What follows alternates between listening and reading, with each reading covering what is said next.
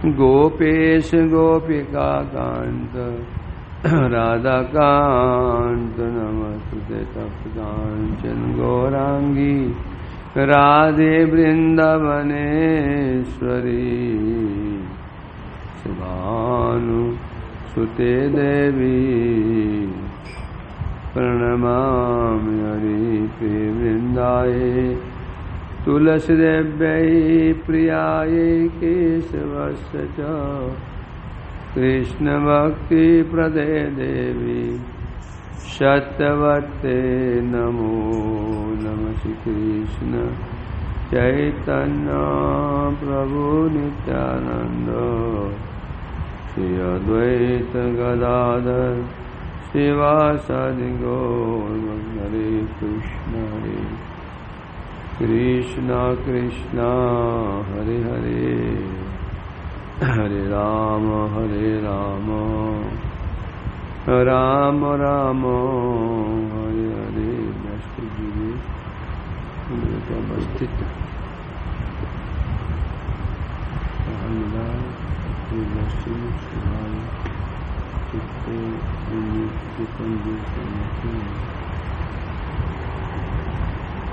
श्रीमद्भागवतम तृतीय स्कंद 28वां अध्याय और शुरू में चला हमारा 19वां।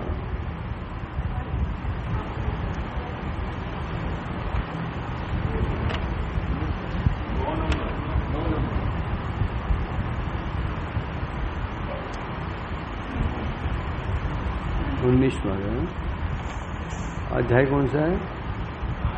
28वां अध्याय।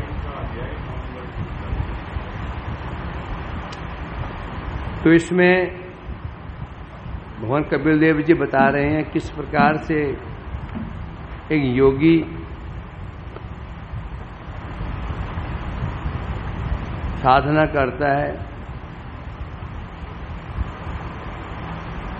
पहले यम, फिर नियम, फिर आसन,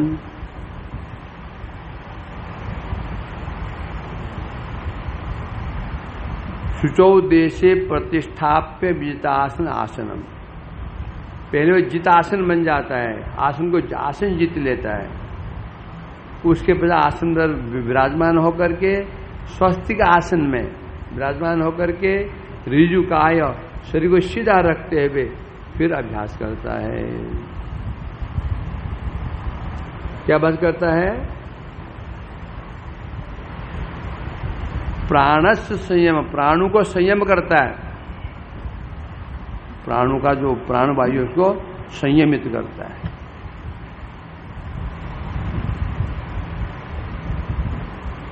प्राणस्य शोधयेत मार्गम पूरक कुंभरेचकै प्रतिकूलेन वा चित्तम यथा स्थिरमचंचलम। जब आसन पर विराजमान हो जाता है, बैठ जाता है, स्वस्तिक आसन या जो आसन उसके लिए उपयुक्त है, सहज है, बैठ जाता है। फिर क्या करेगा वो? प्राण से शोधयेन मार्गम पूरक कुंभ रेचकै। सबसे पहले वो क्या करता है?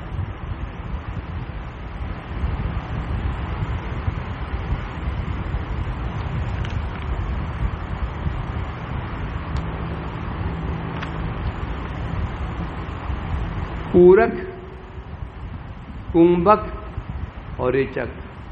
फिर प्रतिलोम में रेचक, कुंभक, पूरक द्वारा प्राणवायु का जो गतागति जो पथ है उसे शुद्ध करता है, जिससे चित्त स्थिरम अचंचलम, उसे चित्त स्थिर हो जाता है, अचंचल हो जाता है।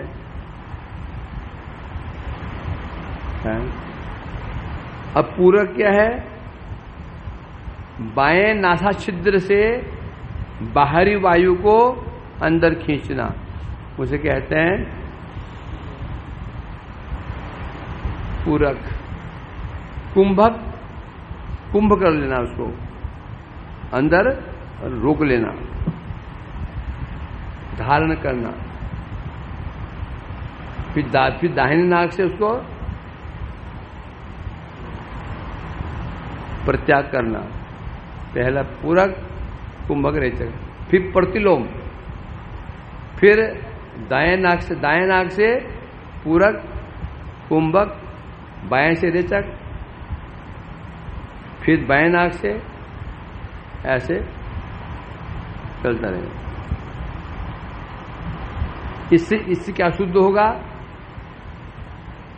ऐसे क्यों करना चाहिए, क्या बता रहे हैं। इससे प्राणवायु जब गमनागमन, अंदर बाहर गमनागमन करती है, तो वायु का जो पद स्वरूप है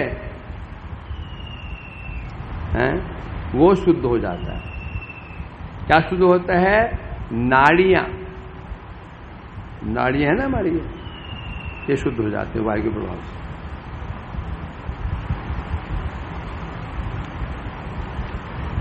ये करना होगा, उससे क्या होगा? चित्त हमारा स्थिर हो जाएगा, हमारा नहीं जो करेगा ऐसा। मनो अचिरात शाद विरजम जित श्वासस्य योगिना वायु अग्निभ्याम यथा लोहम धमातम त्यजति वैमलम। क्या होगा ऐसे करने से? ये प्राणायाम है, रेचक, कुंभक, पूरक, इससे करने होगा क्या? ऐसा करने से मनो अचिराद शाद विरजम, जो मन है, विरजम, रज मने मलिनता नष्ट हो जाती है। और जित श्वास से जो व्यक्ति जित श्वास, जो अपने श्वास को जीत लेता है, श्वास कहने से यहाँ पर प्राणों को, जो प्राणवायु को जीत लेता है, उसका चित्त स्थिर हो जाता है। कैसे हो जाता है? जिस प्रकार से वायु अग्निभ्याम यथा लोहम धमातम त्यजोमलम, जैसे अग्नि और वायु का संयोग पा करके लोह मीन यहां पर स्वर्ण, सोना, अपने मैल को प्रत्याग कर देता है और चमकता है। सोना गंदा हो गया, उसमें मैल जम गई, तो क्या करते हैं? उसको आग में डालते हैं। फिर वायु, वही ना, क्या बोलना उसकी, रोम, क्या बोलना उसको, जो हवा निकालता है उसको, हैं, धौंकनी। ये धौंकनी होती है, या पंखा से लगा देते हैं उसमें, हैं, वो पंखा लगा देते हैं, भास्कर पंखा से। तो उस वायु से अग्नि भड़कती है, और अग्नि भड़क करके उस लोहे की जो मैल को जला देती है। वायु और अग्नि का संयोग पा करके जैसे लोहा निर्मल हो जाता है, उसका मल नष्ट हो जाता है, उसी प्रकार से जो ये प्राणवायु है, प्राणायाम हम कहते हैं, प्राणायाम क्या कहते हैं? प्राणायाम। इससे क्या होगा? चित्त स्थिर हो जाएगा। प्राणायामेर देह दोषान धारणाभीष्ट किलबिषान प्रत्याहारेण संसर्गान ध्यानेन अनीश्वरान गुणान। जो प्राणायाम है उसके द्वारा दैहिक दोष दूर हो जाते हैं, जो दैहिक दोष हैं वो दूर हो जाएंगे। दैहिक दोष क्या है? वात, पित्त, कफ इत्यादि। वात, कफ, पित्त, बीमारी की जड़ तीन ही जड़ है बीमारी की जड़, कफ, वात और पित्त।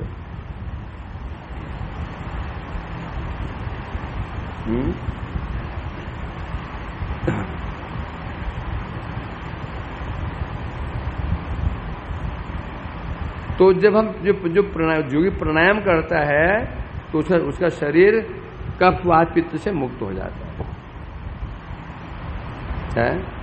तो इस तरह देह की शुद्धि हुई। फिर धारणा,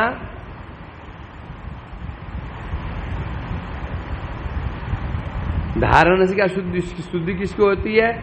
धारणा से पापनाश होते हैं।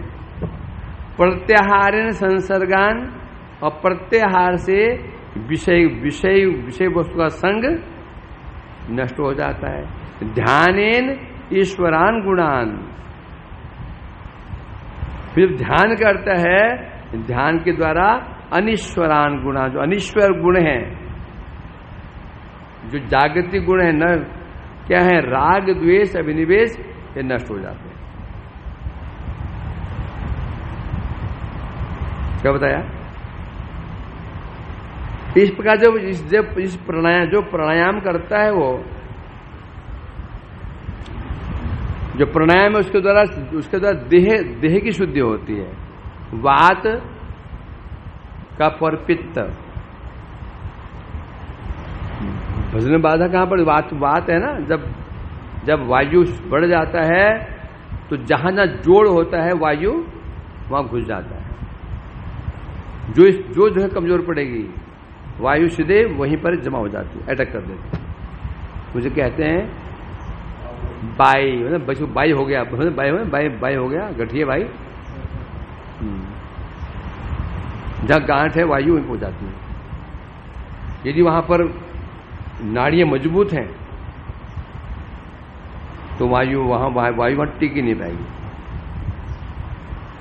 और यदि कहीं कमजोरी पड़ गई, ये पाइप सीधा चल रहा है, सीधा बिल्कुल, तो कहीं पर भी वायु टिकेगी नहीं। यदि कहीं पाइप मुड़ जाता है तो वहां पर वायु अपने स्थान बना लेती है, भी पानी का आवाज भी बंद हो जाता है।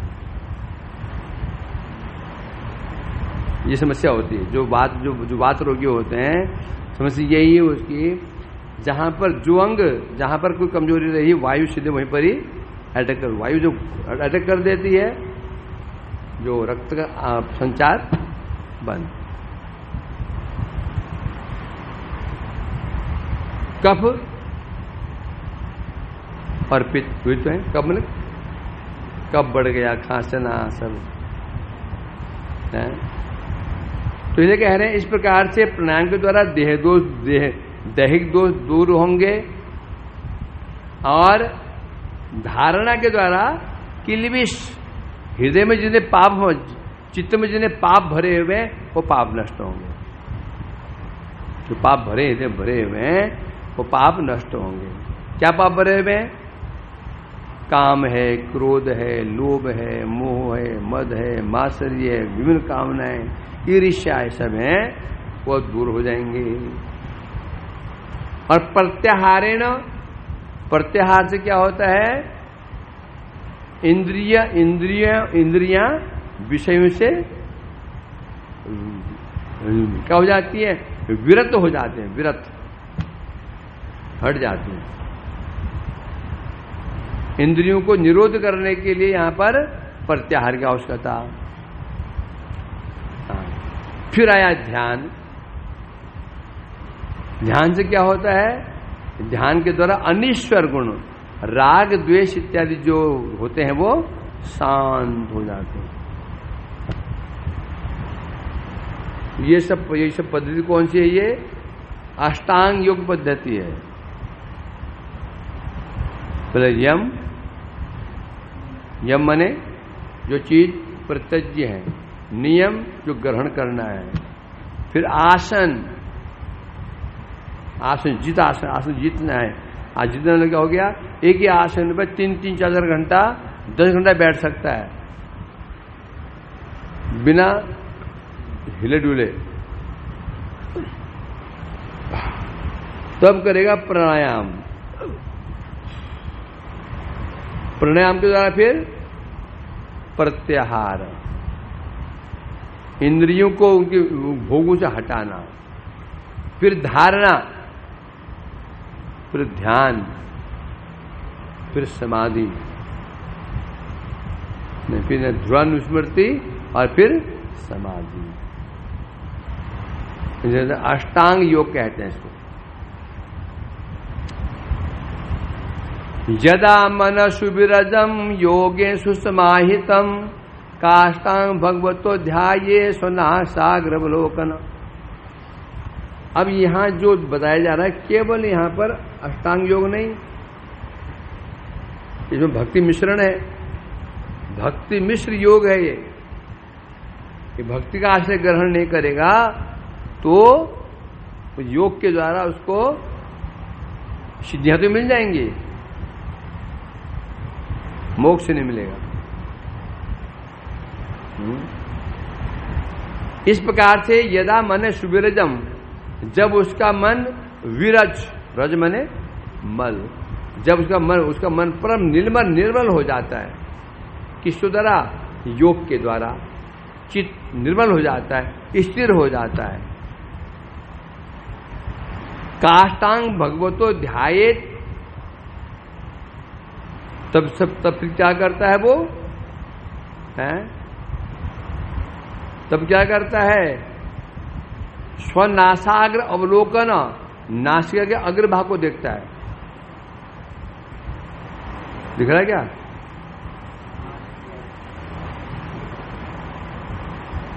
और ऐसा उसको देखते हुए ध्यायेत काष्टांग भगवतो, भगवान की मूर्ति का ध्यान करता है, भगवान जो विग्रह है ध्यान करता है। यही ये भक्ति मिल गई इसमें। फिर कह रहे हैं यहां पर यमादि यम नियम प्रणाली, इसके द्वारा जब चित्त स्थिर हो जाता है तब वो भगवत काष्टांग, तब भगवान का क्या? काष्टा माने उत्कृष्ट, चरम, तब भगवान का उत्कृष्ट स्वरूप का वो ध्यान करेगा। नाक पे दृष्टि क्यों रखनी चाहिए? क्यों रखनी चाहिए? जिससे विक्षेप ना हो, लय विक्षेप परित्याग करने के लिए। नाक अग्रभाग में ऐसे लय नहीं होगा, विक्षेप नहीं होगा, परंतु तुम्हारा हो जाएगा, उनका नहीं होगा। तो और भी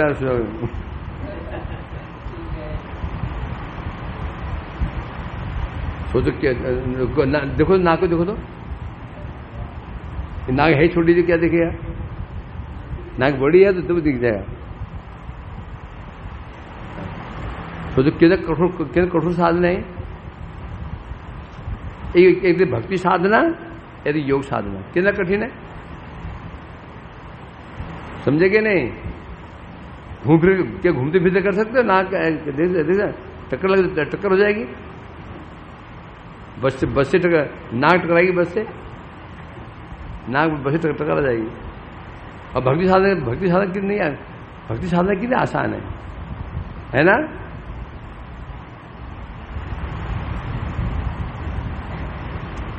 तो यहां इस प्रकार बता रहे हैं यहां पर क्या ध्यान करेगा? प्रसन्न बदनाम भोजम पद्म गर्भ अरुणेक्षणम नीलोथ पदल श्यामम शंख चक्र गदाधरम लसत पंकज किंजल के पीत कौशय वाससम श्रीवत्स सवक्षसम भराजत कौस्तुभा मुक्त कंदरम। क्या ध्यान करेगा भगवान का? प्रसन्न बदाम बदनाम, उनका मुख कैसा है? प्रसन्न, मुख कमल कैसा है? प्रसन्न है। दृष्टि नाक के ऊपर है और ध्यान क्या कर रहा है? भगवान का मुख कमल कैसा है? प्रसन्न बदनाम भोजम, प्रसन्न मुख कमल, खिला मुख कमल। पद्म गर्भ अरुणेक्षणम, इक्षणम, नेत्र कैसे हैं? कमल के समान, अरुण वर्ण के उनके नेत्र हैं।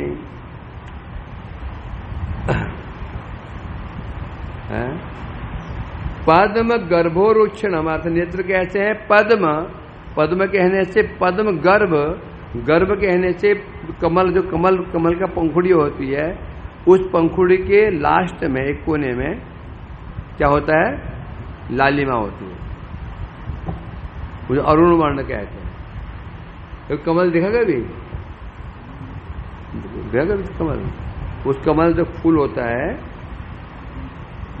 दो कारण है। एक कमल की पंखुड़ी का जो आकार होता है नेत्र के समान होता है। नंबर 2, उस कमल के जो पंखुड़ी के एक कोने में वो कुछ लालिमा होती है। ऐसा है अरुण क्षणम, अरुण मैंने अरुण नेत्र, भगवान के नेत्र हैं। नीलोत्पल दल श्यामंग, उनका स्वरूप कैसा है? उनका शरीर का वर्ण कैसा है? नीलोत्पल, नील कमल। वहां गए थे ना, हम कहां गए थे? चित्रकूट, गोदावरी, क्या था? मंदाकिनी थे ना? वहां वो जो मैं दो फूल आया तोड़ करके, क्या फूल था वह? सुगंध क्या थी उसकी? तो नीलोत्पल, उनका अंग कांति कैसी है? नीलोत्पल, नीलकमल के समान है। और उनके चतुर्भुज हैं, शंख चक्र गदाधरम, शंख चक्र गदा धारण किया हुआ है। और लसत पंकज किंजल पीत कौशे, वस्त्र कैसे हैं? कैसे हैं? पंकज किंजल, पंकज मैंने क्या होता है? क्यों होता है? पंके जायते थी पंकज, कमल का जो किंजल केसर, कमल है ना, कमल पुष्प होता है, बीच में केसर होता है, केसर। जैसे केसर का वर्ण है, कमल का केसर का वर्ण है, कुछ पीत वर्ण का होता है, वैसे ही भगवान के वस्त्र कैसे हैं? कौशेय वस्त्र है। श्री वत्स बक्षसम, वक्ष पर क्या है? वत्स चिन्ह है। भ्राजत कौस्तुभ, और कौस्तुभ उनके गल प्रदेश में क्या है? वक्ष में क्या क्या विराजमान है? वक्ष स्थल में कंठ में क्या विराजमान है? कौस्तुभ मणि विराजमान है।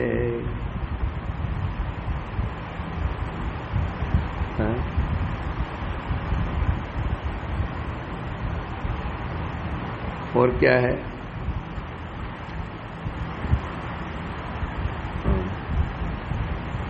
मत द्युरेप कलया कंधरम, मत द्युरेप कलया परितम वनमालया। कंठ में तो उनके है। और गलदेश, कंधर में गलदेश, गले में क्या है? पुष्पमाला, वनमाला विराजमान हो रही है। उस पुष्पमाला के ऊपर क्या है? मत दुरेप कलया परितम, मत परमत भ्रमर समूह क्या कर रहे हैं? गुंजार कर रहे हैं उस फूल के, उस माला के ऊपर।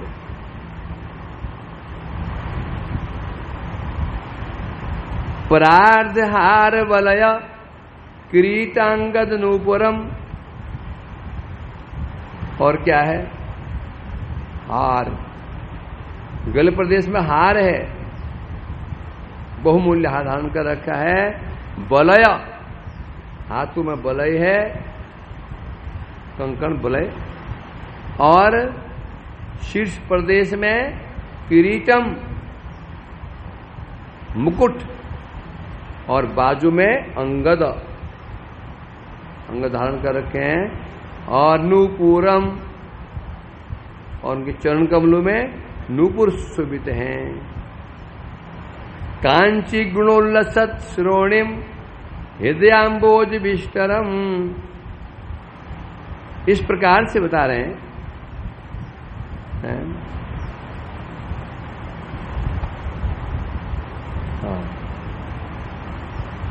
इस प्रकार से अंग, उनके अंग प्रत्यंग अपूर्व शोभा को प्राप्त हो रहे हैं। और कटी देश से, कटी प्रदेश, कांची, जो कमर में क्या क्या धारण कर रखा है, कांची, कांचे बधी हुए कांची है। और क्या है, इस प्रकार से बता रहे हैं हृदय अम्भोज विष्टम। और इस प्रकार से वो जो ऐसे जो भगवान हैं वो क्या करते हैं, हृदयाम्भोजम विष्टरम, हृदय कमल में विराजमान है। किसके विराजमान है, दर्शनीयतम, तो ध्यान कर रहा है उसके हृदय भगवान विराजमान है, ईश्वर में विराजमान है।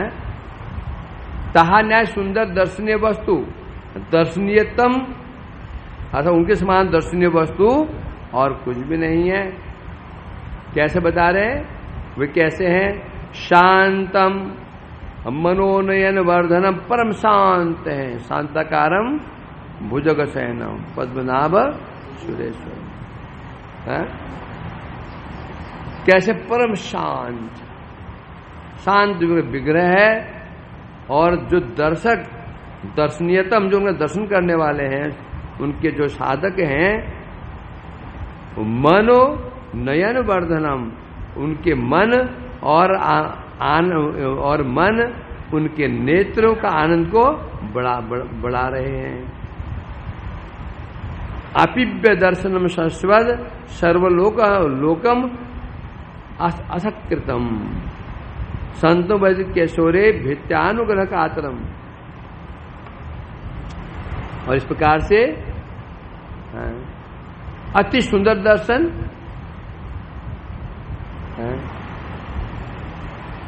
और शश्वत सर्वलोकम सर्व लोकनम असक्तम। इस प्रकार से बता रहे हैं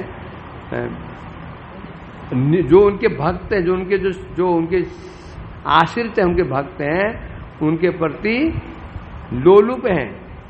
क्या लोलुप हैं, क्या लोलुप हैं, कृपा करने, उनमें कृपा करने के लिए लालयित।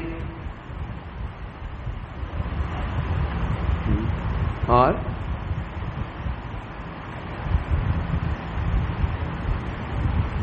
क्या है, कीर्तन्य तीर्थ यशसं पुण्य श्लोक यशस्करम। और क्या उनकी क्या स्थिति, और बता रहे हैं उनका यश परम पवित्र है। कैसा है, कीर्तन्य तीर्थ यश, उनका यश कैसा है, पवित्र यश कैसा है, कीर्तनीय, कीर्तन मीन्स कीर्तन करने योग्य। यदि कीर्तन करने यदि कोई वस्तु है, वो केवल भगवान का यश। तस्मात् सर्वात्मना श्रोतव्य कीर्तितव्य स्मृतव्य नित्यदा, है ना। तो सर्वात्मना भारत, भाई परीक्षित महाराज जी, सब प्रकार से कौन कीर्तनीय है, कौन श्रोतव्य है, कौन स्मरणीय, बोलते हैं भगवान हरि। ये कह रहे हैं यहाँ पर। तो उनका यश कैसा है, एकमात्र कीर्तनीय, अर्थात यदि कीर्तन करना है तो उनका कीर्तन करना चाहिए। एकमात्र मीन्स क्या, हाँ हम तो करेंगे, हम तो दिव्य कीर्तन भी करेंगे। तुम्हें क्या मतलब, मतलब ये होगा कीर्तन का जो फल मिलेगा, भगवान का गुणानुवर्णन कीर्तन, इससे ही पूरा फल मिलेगा। कीर्तन का फल क्या है, भगवान की भक्ति प्रेम।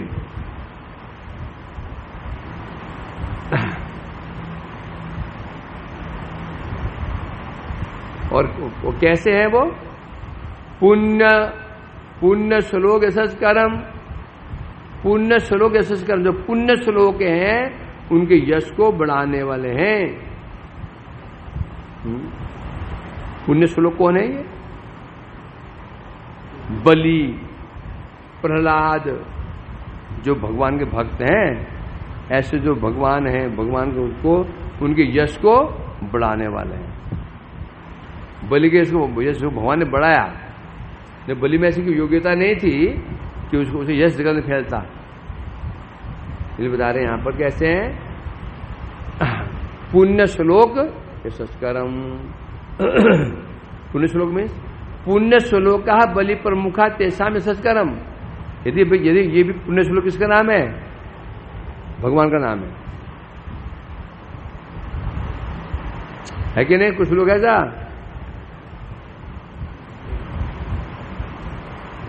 पुण्य श्लोक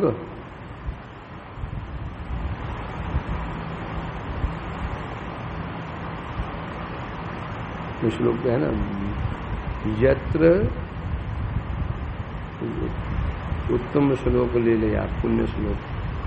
तो उत्तम पुण्य श्लोक अर्थात भक्त पुण्य श्लोक क्यों कहते हैं?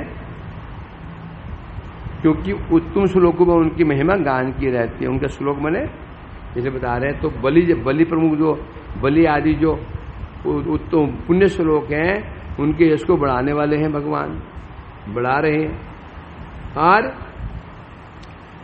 ध्यायेद एवं इस प्रकार से समग्र अंगम यावन्न चवते मनो, इसलिए बता रहे हैं तब तक भगवान के भगवान कैसे हैं? सर्वांग सुंदर। सर्वांग सुंदर कहने से उनके सारे अंग सुंदर हैं। ऐसे अंग नहीं जो सुंदर नहीं हो, उनका अंग तो ऐसे सर्वांग सुंदर भगवान है। क्या बता रहे हैं यहां पर? तब तक ध्यान करो जब तक न चवती मन च्युत नहीं हो जाता। जब तक मन उनसे च्युत नहीं हो जाता तो ध्यान करते रहो। बस जहां पर समाधि टूटी, ये समस्या बस हो इसमें। जब तक ध्यानस्थ है होगा, जब ध्यान टूटा खत्म। जहां नाक से दृष्टि हटी, सलाम।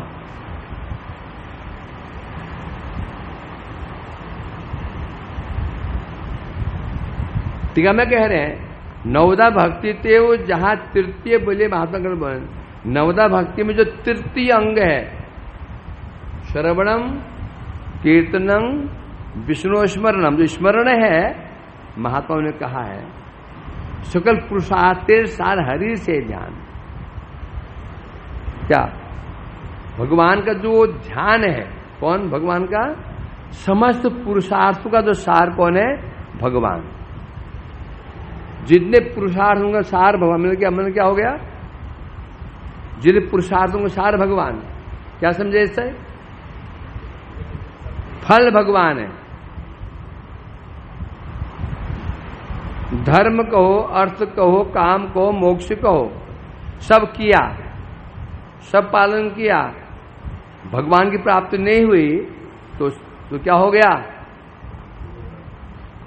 यथा स्थूल तुषाव घाति नाम श्रेयसितिंग भक्ति मुदस्य ते विभो क्लिशंति जे केवल बोध लब्धे। आगे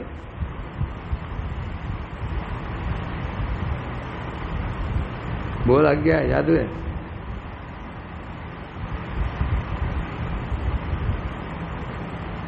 लब्धे अन्यथा स्थूल तुषाव घाति नाम है ना। भक्ति सितम, भक्ति मार्ग को उद्पाद से परित्याग करके जो केवल ज्ञान के लिए चेष्टा करते हैं, तेषाम अशोक क्लेशल अवशिष्यते, उनके भाव में क्लेश बढ़ते हैं। यथा तुषाव घाति नाम। जैसे कोई व्यक्ति तुष कूटता है, तुष में धान से चावल निकल जाता तो तुष कहते हैं। तुष को ओखली में डाला, खूब कूट रहा है, क्या होगा? तेषाम असो क्लेशल एवं शिष्यते, उसके भाग्य में क्लेश मिलेगा, बस पसीना पसीना हो जाएगा।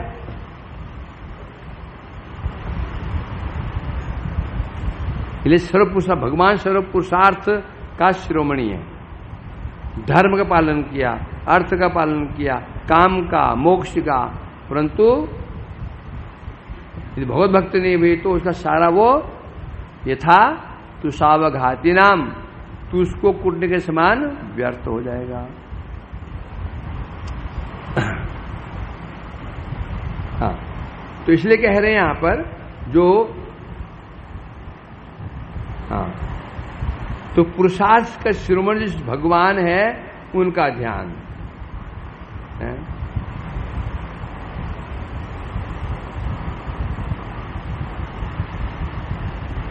परंतु जो नवदा भक्ति में तीसरे नंबर पर है और यहां पर वो 7वें नंबर पे है। यम, नियम, आसन, प्राणायाम, प्रत्याहार, धारणा, ध्यान। नवदा भक्ति में जो तीसरे नंबर पे है, श्रवणम, कीर्तनम, विष्णु स्मरणम, इस योग मार्ग में वो वही चीज कौन से नंबर पे? 7वें क्रम पर है? मोक्ष सिद्धि निमित्त तो जो 7वें स्थान पर जो ध्यान है, इसको मुक्ति का उपाय बताया गया। प्रसंगतः भक्ति योगिक ने ध्येय स्वरूप बोले थे। अब प्रसंग अनुसार मतलब ध्यान भक्त को भी करना है। स्मरण क्या है? स्मरण 5 अंग होते हैं।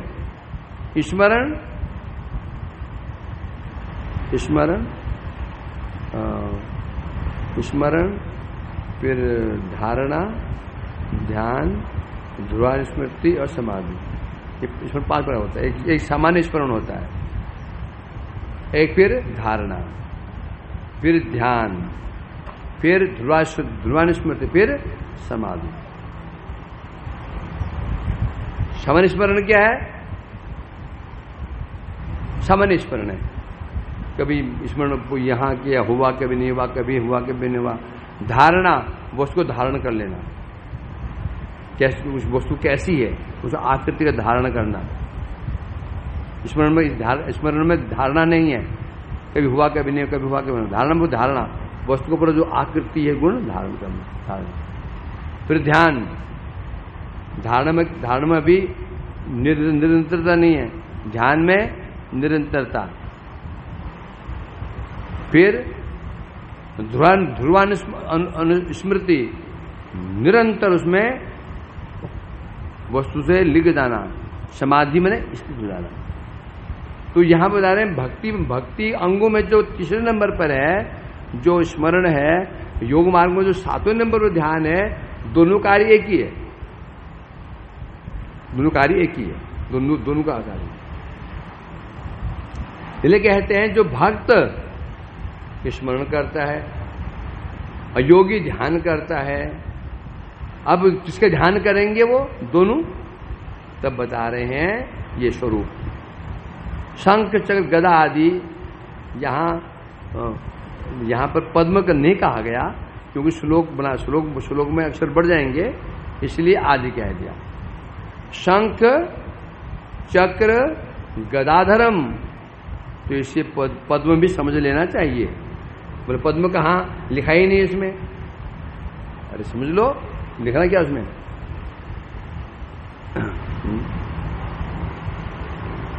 और भ्राजत कौस्तुभ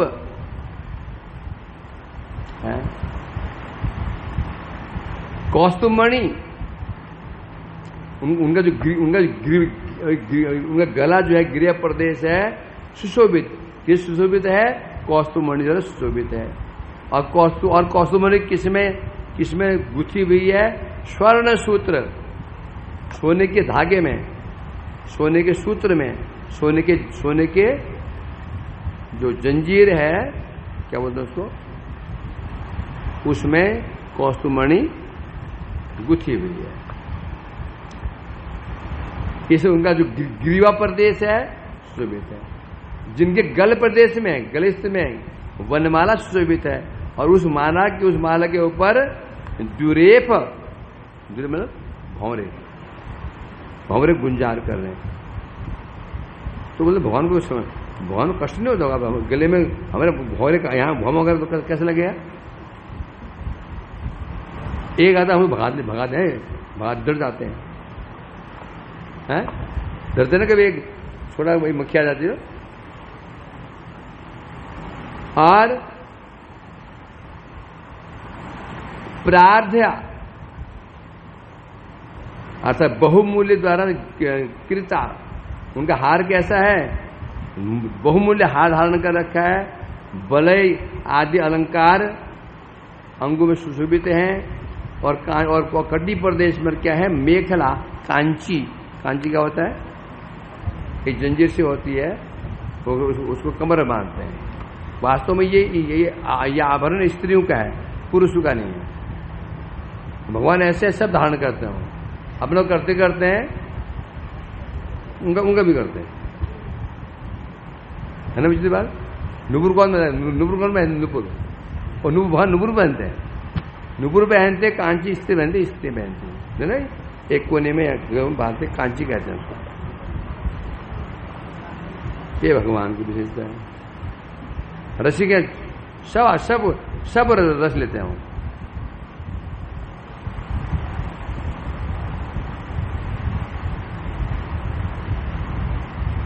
कहां से हम लोग पेज पढ़ लेगा? पेज पर लट गया क्या?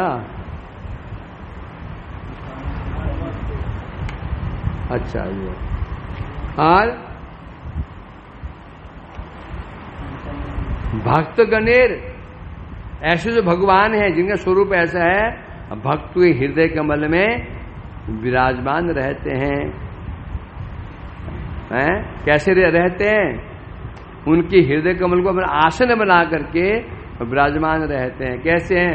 परम शांत हैं, उग्र नहीं है। अपिव्य, अति सुंदर, कैशोर, 15 वर्ष उनका आयु 15 वर्ष के हैं, और कीर्तन योग्य, उनके यश कैसा है? कीर्तन योग्य है, अर्थात उनके यश कीर्तन करने से ही कल्याण होगा, और कोई उपाय नहीं है।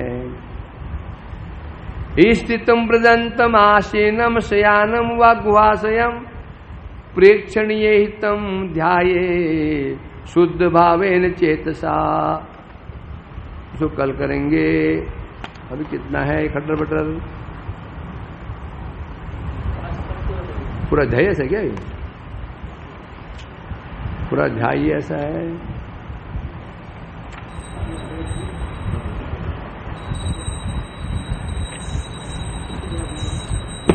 श्री राधे श्री राधे श्री राधे। क्या है आज? क्या बोल रहे? क्या तत्व? क्या तत्व है? ठीक है, वो तो गया, वो तो गया, क्या करेगा सब।